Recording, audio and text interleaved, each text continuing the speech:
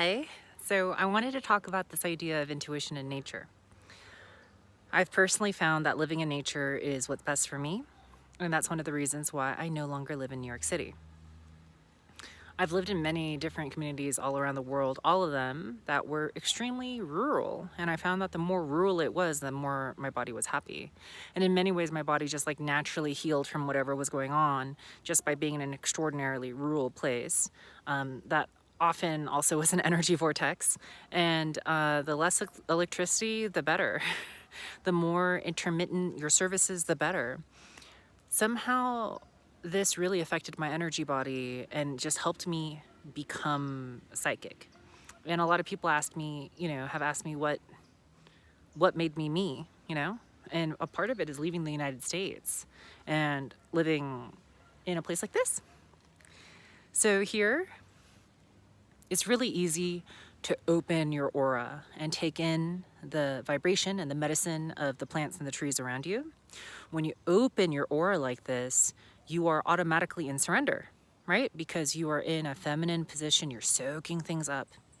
And on top of that, it's really easy to relax because these trees are people, but they don't have egos. And I think you can imagine that it's easier for you to be more comfortable talking to a dog, more comfortable talking to a child than an adult who has an ego.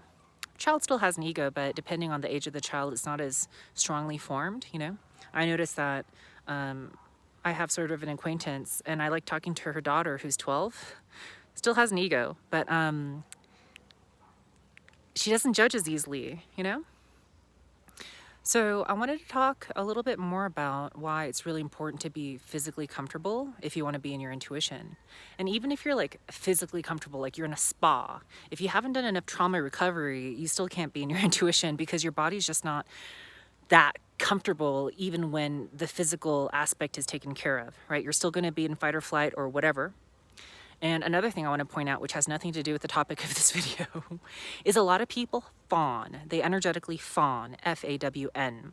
And as a result, they're not really intuitive, meaning they're not really in touch with things about themselves, but they're in touch with other people's energies and they just absorb other people's energies, AKA they be an empath.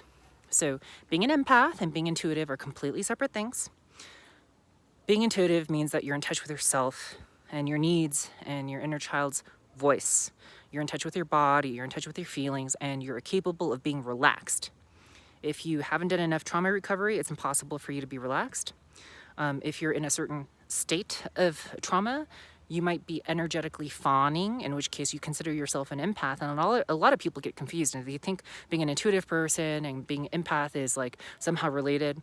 I'd say that they're completely diametrically, oppositionally, completely separate and very different things.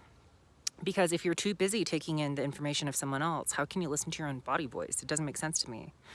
So you don't want to be an empath if you want to be intuitive, in my opinion. And something that can help is just living in nature and opening up your aura. And after you do that, then maybe you can do the trauma recovery that's necessary to be in your intuition. Thanks for listening. Bye.